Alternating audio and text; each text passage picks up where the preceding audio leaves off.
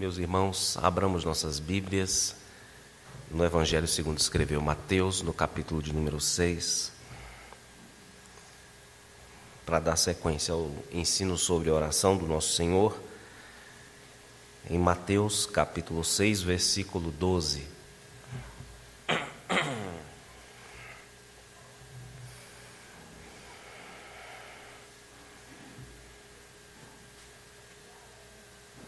Mateus, Evangelho segundo escreveu Mateus, capítulo 6, versículo 12.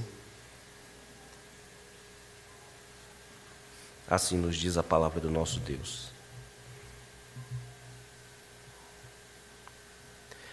E perdoa-nos as nossas dívidas, assim como nós temos perdoado aos nossos devedores. Amém. Meus irmãos, nós temos aprendido a orar por este ensino do nosso Senhor.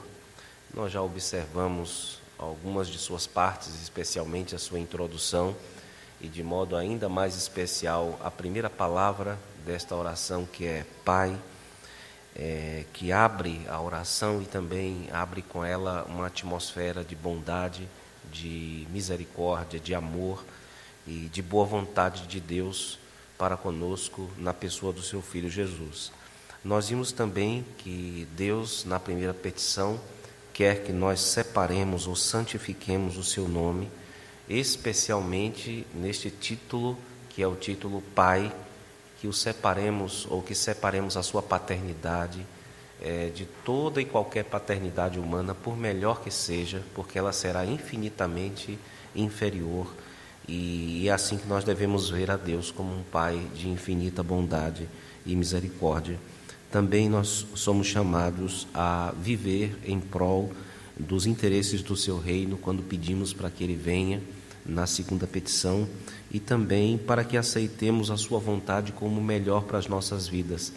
Essa é uma das petições que o próprio reformador Martinho Lutero considerou a mais difícil de ser feita, porque nem sempre nós conseguimos aceitar com facilidade a vontade do nosso Deus. Também nós vimos na quarta petição que nós devemos depender do Senhor Deus para o nosso sustento temporal, não apenas mensalmente, mas diariamente, momento a momento.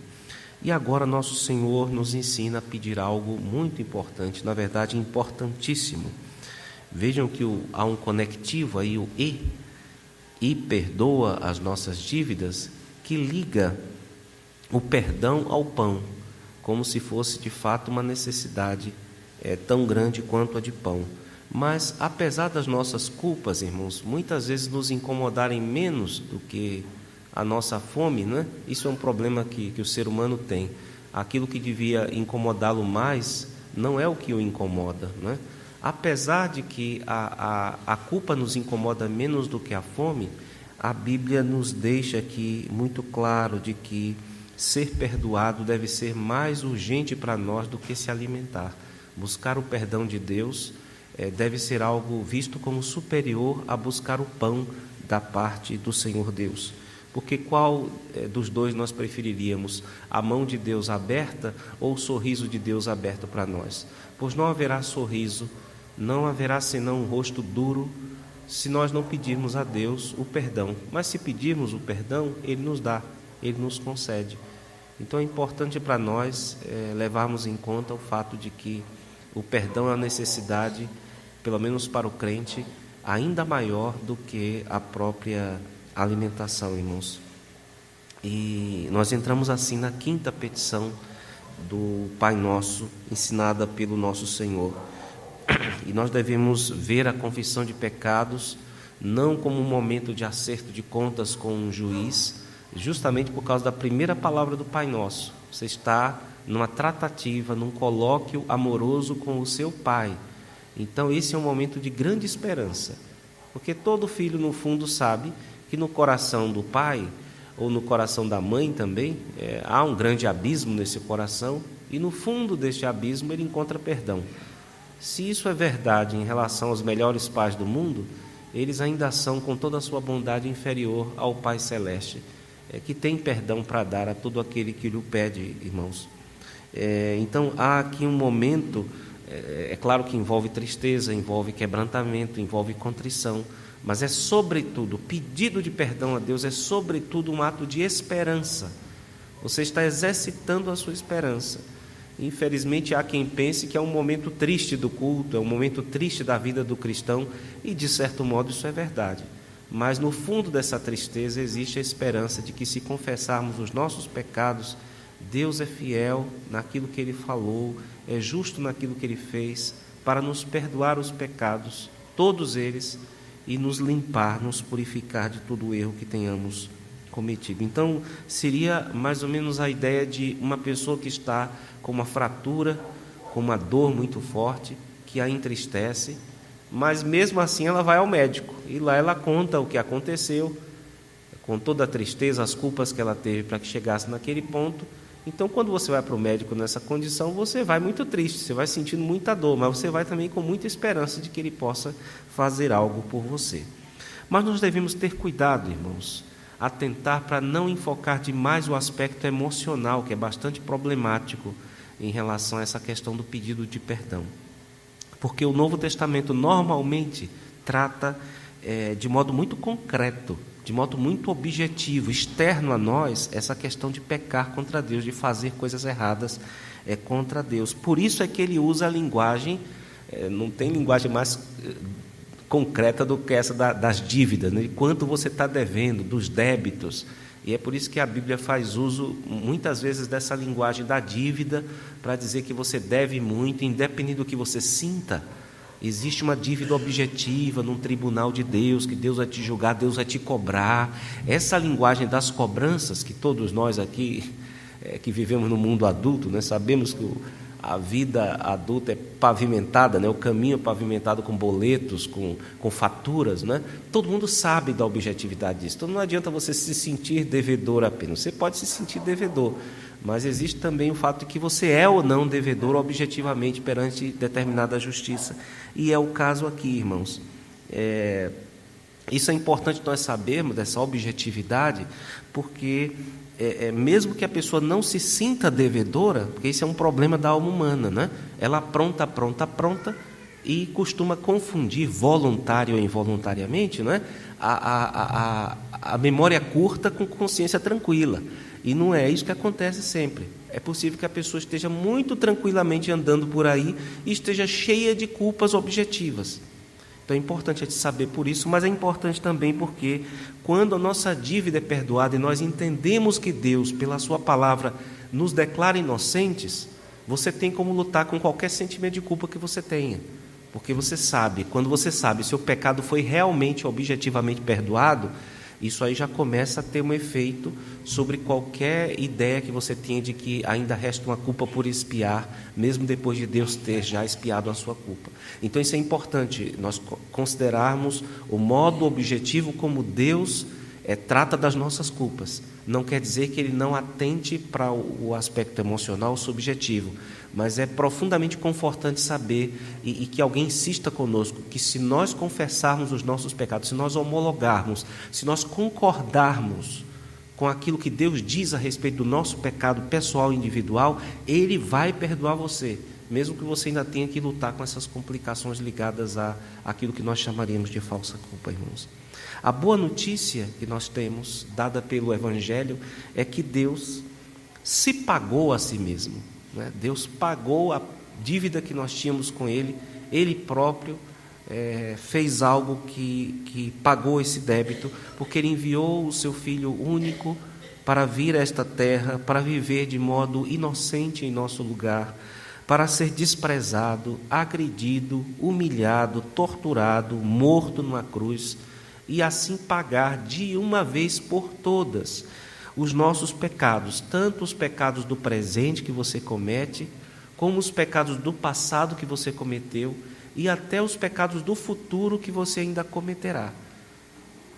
O sangue de Jesus Cristo é suficiente para nos salvar, independente dos tempos em que vivamos, irmãos. Ou seja, os nossos pecados do dia a dia não nos põem sob condenação, a condenação de ir para o inferno. Fosse isso, nós estaríamos certamente condenados, porque nós continuamos sendo pecadores até dormindo. E Deus está lá no nosso sonho. Se ninguém está no nosso sonho, estão duas pessoas pelo menos, você e o Senhor Deus. E você não deixa de ser agente durante este momento, e um agente pecador. Mas a pergunta que fica é: que cristão, tendo consciência dessas coisas maravilhosas que Deus fez e fará por ele, vai querer ofender alguém tão benigno, tão clemente, tão misericordioso? Esse é o grande apelo que esta cláusula do Pai Nosso nos faz levantar.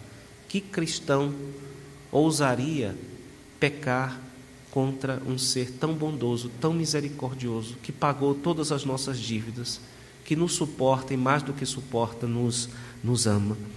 Esse é o foco aqui do texto, irmãos. Nós estamos falando dessa misericordiosa manifestação do amor de Deus em Cristo.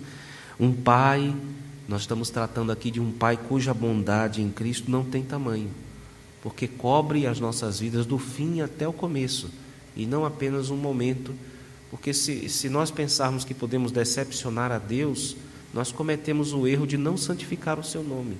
Nós cometemos o erro de confundir o nome de Deus com o nome de um pai humano, cujo amor tem limite. Existe um momento em que o pai pode desistir de amar o seu filho, pode esquecer-se dele, mas se nós santificarmos o nome desse pai, nós entenderemos que o amor dele em Cristo por nós não tem tamanho, e ele nos ama para além da nossa imaginação. Estique toda a sua imaginação para tentar compreender o amor de Deus, e você não vai compreender o amor de Deus que ele tem em Cristo por nós. Então é importante nós lembrarmos disso, irmãos, porque este perdão, esse tamanho, esse foco que Cristo dá aqui, ele serve como a base para o perdão que nós repassamos às pessoas que nos devem. Isso é a base. Se a gente ficar pensando no que as pessoas devem, a gente nunca vai querer ter aquilo satisfeito, resolvido. Mas se nós pensarmos no tamanho do amor de Deus por nós, meditarmos nesse amor, vivenciarmos esse amor e também buscarmos de Deus o seu perdão, nós conseguimos entender os problemas que os outros têm conosco, não poucas vezes justificados, né?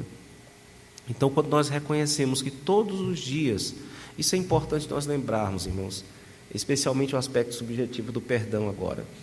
Nós falamos de que há 2000 anos Cristo morreu numa cruz. Só que o Espírito de Deus, hoje, ele aplica aqueles fatos à sua subjetividade. E você não diz apenas que Jesus morreu, você diz: não, Jesus morreu por mim. Esse por mim quem faz é o Espírito Santo. Esse Jesus morreu foi o nosso Senhor que morreu. Mas quando você diz Jesus morreu por mim, é o Espírito de Deus quem faz você dizer isso, quem te convence dessa verdade. Ele também mantém o vínculo que você tem com o Pai Celestial. Ninguém consegue dizer Abba, senão pelo Espírito de Deus. E também, irmãos, Ele próprio, habitando em você, é a sua garantia de que você vai ser salvo no último dia. Ele é o penhor da nossa salvação. Cristo, por sua vez, vive o tempo inteiro a interceder por sua vida, pedindo a Deus para que tenha misericórdia de você. Ele é o sumo sacerdote que intercede por nós dia e noite, constantemente. Você sabe que sem essa manutenção, momento a momento na sua vida, você já estaria a caminho do inferno, separado da comunidade dos santos, alheio a Deus e às promessas, sem Deus e no mundo, como órfão, vivendo como órfão nesse mundo. Se você tem consciência de todos esses pecados que você comete por pensamentos, palavras e ações, você também tem consciência do trabalho constante que Deus opera na sua vida. E quando você vê pecados que as pessoas cometem contra você, você fica constrangido, você toma vergonha na cara e perdoa. Eu falo vergonha na cara não no sentido popular, a face ferve. Você diz assim: olha, considerando o que Deus faz por mim, eu não perdoar o meu irmão, então não faz o menor sentido, quando de fato eu me foco na bondade, no amor do meu Pai, né? Então a pessoa fica imaginando: olha, o que ele fez passou dos limites, né? Ou então a fulana não mencionou meu nome nos agradecimentos, ou então ele se esqueceu de mim no momento que eu mais precisava, ou atribuiu a mim uma coisa que eu não fiz e que ele sabia que eu não tinha feito, a ferida ficou aberta até hoje, etc., levou fama sozinho. Essas ideias todas, quando a pessoa se foca nisso, esquece de pensar, de meditar naquilo que Deus fez, faz e fará por ela, as coisas começam a ficar diferentes, irmãos. E nós devemos então evitar ter um caderno contábil dos pecados dos outros, a não ser que você tenha um caderno contábil dos pecados que Deus te perdoou, porque vale sempre reafirmar: perdoar não é esquecer, perdoar é lembrar de tudo. Primeiro você lembra de tudo que as pessoas fizeram com você, depois você lembra de tudo que você fez, faz e talvez ainda fará contra Deus. Você cruza o caderno e vê o Noves Fora, e você vai ver que você fica com vergonha de não perdoar alguém. Então o que nos leva a entender é que se alguém não perdoa, é porque essa pessoa não recebeu o perdão de Deus, e se recebeu, não tem meditado na intercessão do Espírito, na intercessão de Cristo constante por nós. Essa pessoa ou não é crente, ou ela é muito mal informada em relação às verdades do Evangelho. E é por isso que Jesus coloca aqui na nossa boca essa petição, e dá a entender que aquele que é alvo da bondade paternal de Deus torna-se também ele próprio um agente dessa bondade, alguém que transfere essa bondade de Deus, esse perdão de Deus para outras pessoas. E não apenas transfere, mas roga a Deus por essas pessoas. Lembre-se de que essa é uma oração comunitária, né? Você está pedindo perdão não só por sua vida, mas você está pedindo perdão pela vida do seu irmão, pela vida das outras pessoas. Então lembre-se também de pedir a Deus que perdoe os pecados dos seus inimigos, especialmente se são os da sua própria casa. Eu gostaria de tecer algumas considerações em torno dessa prece. Já se perguntaram determinada vez o que é necessário para que alguém se arrependa, ou para que alguém receba o perdão, né, melhor dizendo. Antes de mais nada, a pessoa precisa pecar, né? Depois de pecar, ela precisa se arrepender.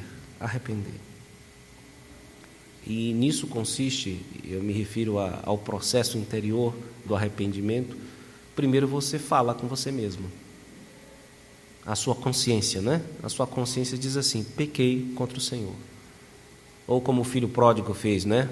Olha, fiz coisa errada, deu alguma coisa errada aí, etc, etc, etc.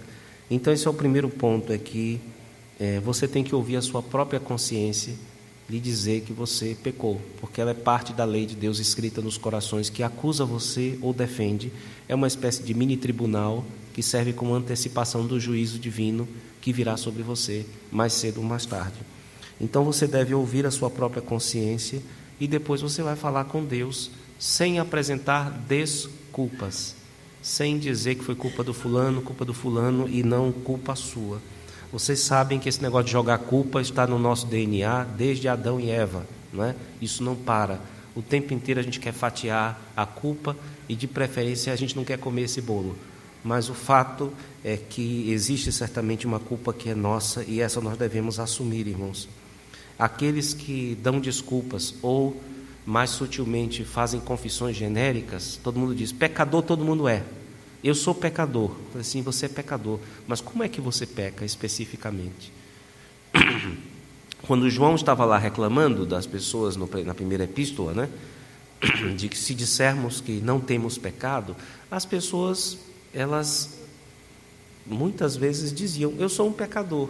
Mas quando você as acusava de pecados cometidos específicos mesmo, que eram pecados de fato, elas negavam.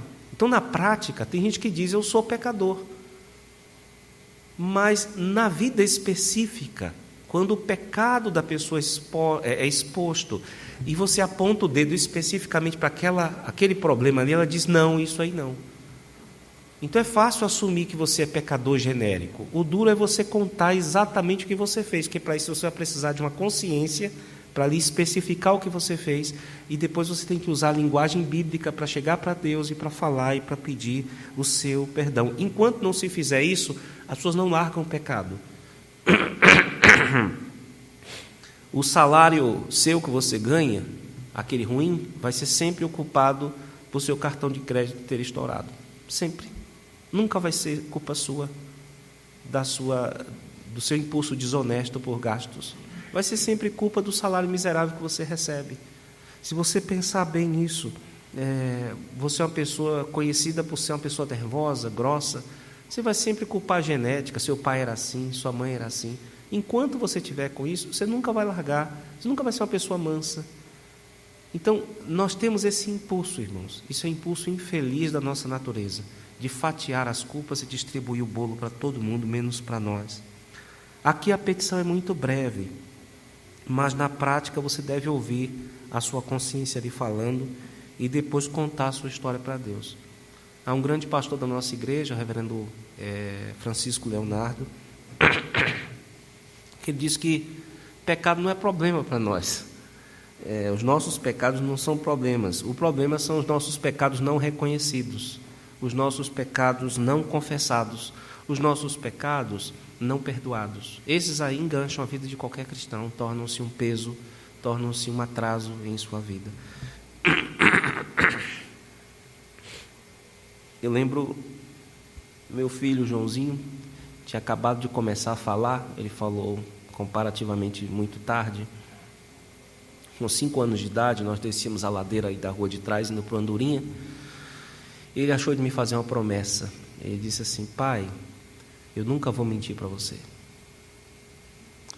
Aí eu falei: olha, João, tudo bem, a Bíblia fala para você não mentir, tal, mas eu não considero um grande pecado você me esconder as coisas, né?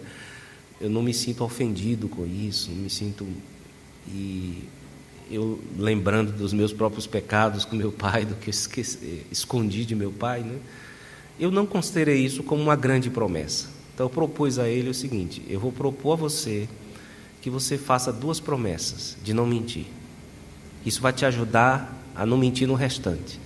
Primeiro, você não minta para você mesmo, senão você vai ficar doido. Porque é uma pessoa neurótica, uma pessoa que mente para si mesma. Então, não tem problema nenhum, você pode falar a verdade para você, você não vai se denunciar à polícia, não é isso? Vai ficar tudo em casa. Então fale para você mesmo, para você não endoidar. E depois você fale para Deus, para você não ser um idiota. Porque quem pensa que pode esconder pecado de Deus é um idiota duplo, tanto porque pensa que pode, como porque está perdendo uma oportunidade de soltar de uma coisa ruim por meio do perdão dos pecados. Então eu falei: você promete para o papai? Não sei se ele vai cumprir isso. Com a ajuda de Deus ele cumpre. Mas esse é o foco nosso, irmãos. Fale para as 2 pessoas mais confiáveis do universo para você. Fale para você mesmo e fale para Deus. Você está num ambiente, vamos dizer, quase que 100% seguro. Com Deus 100% seguro, com você não sei. Mas o fato é que quando nós contamos a nossa própria história, nós estamos recuperando a nossa integridade. Agora, quando a gente finge ser uma outra coisa, aí o espaço para todo tipo de doença, dessas que chamam de doenças psíquicas, está aberto. Porque você está se desconectando com a coisa mais real que existe na sua vida, que é a sua própria história. Agora, se você mistura aquilo com a culpa é do fulano, aí você nunca vai conseguir contar a sua história direito. E você perde substância real na sua vida. Então é importante que não apenas você confesse os seus pecados, não, mas a sua consciência diga: você fez isto, isto e isto. Isso aqui você não fez, isso aqui você fez.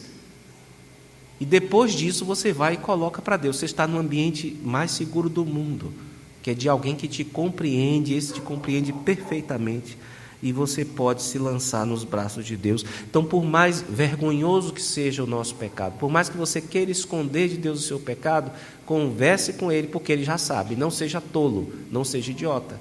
Deus sabe, e você deve contar para Ele. E Deus quer te ajudar. Então, isso seria uma idiotice dupla, não querer confessar-se para Ele.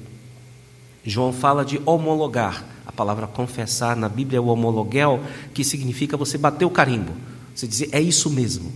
Ou seja, Deus diz: o que você fez, quando você faz isso, Isso é pecado. Aí você diz: é isso, Senhor. Foi o que o Davi fez quando Natan contou a história dele de verdade, o que ele fez, e disse assim: você é o homem, você fez isso, isso, isso, isso, e o Davi homologou. Ele não disse: mas você conhece a mulher, ela é muito bonita. Ele não ficou dando desculpas, ele não disse que o marido dela não prestava, não, ele disse apenas: isso aí é a minha história, eu pequei contra Deus. Se você não faz isso na sua vida, você está abrindo uma porta enorme para a idiotia e para neuroses. Porque se você mente para você mesmo, você está condenado. E você tentar mentir para Deus, você está enganando a si mesmo. Portanto, irmãos, lembremos-nos de que Jesus está nos incentivando a esperar em Deus. Espera, ó Israel, no Senhor, desde agora e para sempre. Espere no perdão de Deus. Falem com Deus sobre o estado da alma de vocês. Não tenham medo. Lembre-se de que ele não é alguém incompreensível, que se contar um absurdo, ele vai ficar horrorizado, escandalizado. Deus não fica assim. Deus nos conhece, Deus também nos ama. E se você estiver na 100ª confissão do mesmo erro, você tem sempre que fazer essa pergunta: afinal, o que é que a Bíblia diz acerca da graça em relação ao meu pecado? Quem é a maior? Quem é que prevalece, afinal? É a graça de Deus ou é o meu pecado? Se você é um cristão, você sabe que a sua própria vida é a prova de que onde abundou o pecado, superabundou a graça. Então você é a prova viva de que Deus sempre te recebe na presença dele. O nosso Senhor voltará a tratar desse assunto, irmãos, do pecado, mas agora no finalzinho aí, versículo de número 14 e 15, mais à frente ele dirá: porque se perdoardes aos homens as suas ofensas, também vosso Pai Celeste vos perdoará. Se, porém, não perdoardes aos homens as suas ofensas, tampouco vosso Pai Celeste, vosso Pai vos perdoará as vossas ofensas. Então nós vamos tratar disso, no entanto, em outra ocasião. Para hoje basta nos enfatizar o amor que Deus tem em Cristo para conosco, perdoando os nossos pecados e nos chamando a exercitar essa esperança na sua bondade paternal. É isso, irmãos. Que Deus nos abençoe e conforte nosso coração com estas palavras. Amém.